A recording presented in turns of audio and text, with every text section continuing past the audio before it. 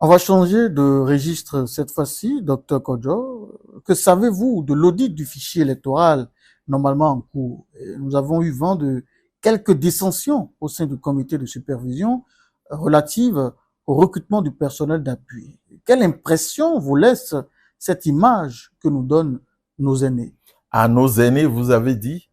Nos aînés, oui, ce sont nos aînés. Et j'assume. Parce que le droit d'aînesse est un droit acquis. Ce n'est pas un droit qu'on achète.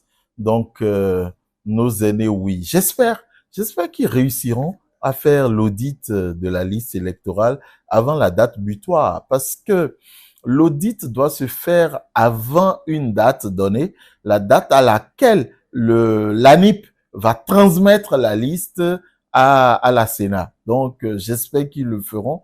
Je pense que ça doit être courant septembre ou octobre. J'espère qu'ils réussiront à le faire avec ce spectacle déshonorant que nous donnent nos aînés, comme vous le dites. C'est un spectacle déshonorant. C'est un spectacle abject. Alors, quand on leur confie la gestion de 160 millions et ils sont là à se crêper les chions, à se bouffer le nez autour de quoi? 159, 160 millions de nos francs. Non, c'est dommage. C'est dommage.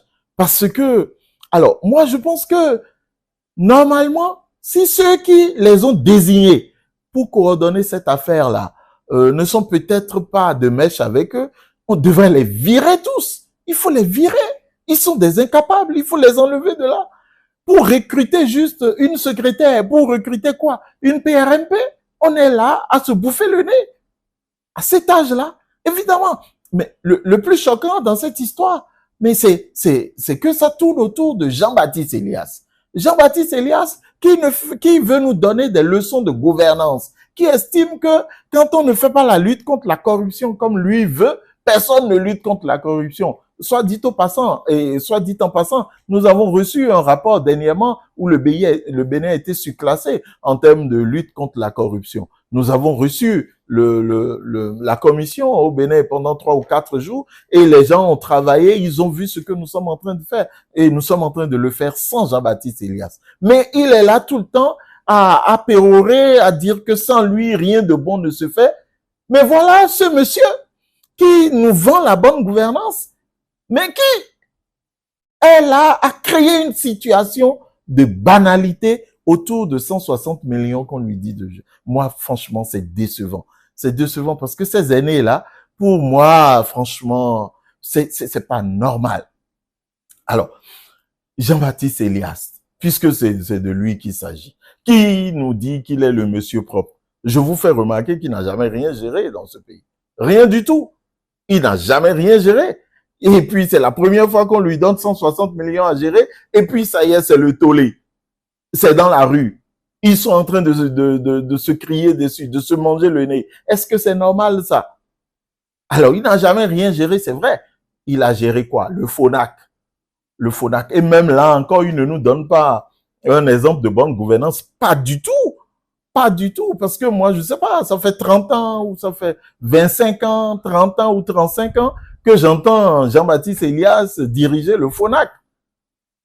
Chez eux, on ne peut pas changer les gens qui dirigent. Chez eux, on fait pas élection. Ou bien c'est le FONAC, c'est un truc familial chez lui. Alors, ces affidés me diront que non, pendant 10 ans, Jean-Baptiste Elias était vice-président du FONAC. Il y avait un autre qui était président. Et je pense qu'il est décédé déjà, le vieux, paix à son âme. Donc, il y a un autre qui était président et c'est Jean-Baptiste Elias qui était vice-président et porte-parole du FONAC. Et après, lui-même, il a été élu et il a fini ses 2 mandats. Et il a fini ses 2 mandats depuis 2 ans ou 3 ans et on est en attente de renouvellement du bureau. Celui qui donne exemple de bonne gouvernance fait ça. Alors, pendant qu'il était vice-président du FONAC, c'est pas lui seul qu'on voyait. Pourquoi, lorsqu'il devient président du FONAC, pendant 10 ans, il ne prend pas une autre personne comme porte-parole du FONAC? Et lui-même, il continue à rester porte-parole du FONAC. Donc, vice-président, porte-parole du FONAC, président, porte-parole du FONAC, et maintenant, il finit son mandat, au lieu de changer, de faire des élections pour passer à autre chose, pour passer la main.